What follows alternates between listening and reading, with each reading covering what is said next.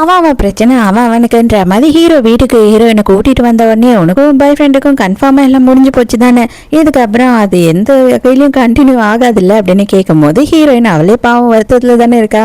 ஆமாம், இதுக்கப்புறம் அவனுக்கும் எனக்கும் எந்த சம்மந்தமும் இல்லை அப்படின்னு சொல்கிறா. இப்போது நான் வந்து பெருசாக உன்கிட்ட எதையும் சொல்லலை, எதையும் கேட்கல.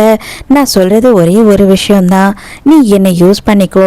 உன்னோட லைஃப்பில் நீ முன்னேறதுல என்னவா ஆகணும் அப்படின்னு நினச்சாலும் சரி, அது மட்டும் இல்லாமல் யாரைனா பழி வாங்கணும்னு நினச்சாலும் சரி, என்ன நீ யூஸ் பண்ணிக்கோ அப்படின்னு சொல்கிறான். ஹீரோயின் நீங்கள் என்ன சொல்கிறீங்கன்னு எனக்கு புரியல, வேண்டாம் எனக்கு அப்படின்னு சொல்கிறா. ஆனால் ஹீரோ விடுற மாதிரி இல்லை, இதுக்கு அப்புறம் எல்லாமே உனக்கு புரியும் அப்படின்னு சொல்லிட்டு ஹீரோயினை கிஸ் பண்ணுறான்.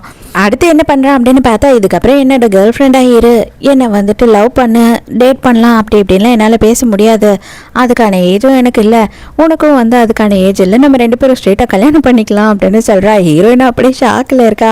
உங்களுக்கும் எனக்கும் செட் ஆகாது, நீங்கள் வேறு உலகத்தில் இருக்கீங்க, நான் வேறு உலகத்தில் இருக்கேன், எனக்கு ஒரு பாஸ்ட் இருக்குது அப்படின்னும் போது எனக்கு எதை பற்றியும் கவலை இல்லை, உன்னோட பாஸ்ட்டை பற்றியும் கவலை இல்லை, பாஸ்ட் எப்பயுமே பாஸ்ட்டு தான், ஃப்யூச்சர் ஆகாது அப்படின்னு சொல்கிறான். நீ யோசிக்கிறதுக்கு டைம் எடுத்துக்கோ, ஆனால் எனக்கு ஒரு பர்த்டே பார்ட்டி இருக்குது, அந்த பர்த்டே பார்ட்டிக்கு நீ என் கூட கேர்ள் ஃப்ரெண்டாக வரணும் அப்படின்னு சொல்லி கேட்குறான். ஹீரோயினும் அப்படியே யோசிக்கிறான். வேறு எப்படியும் பாய் ஃப்ரெண்டை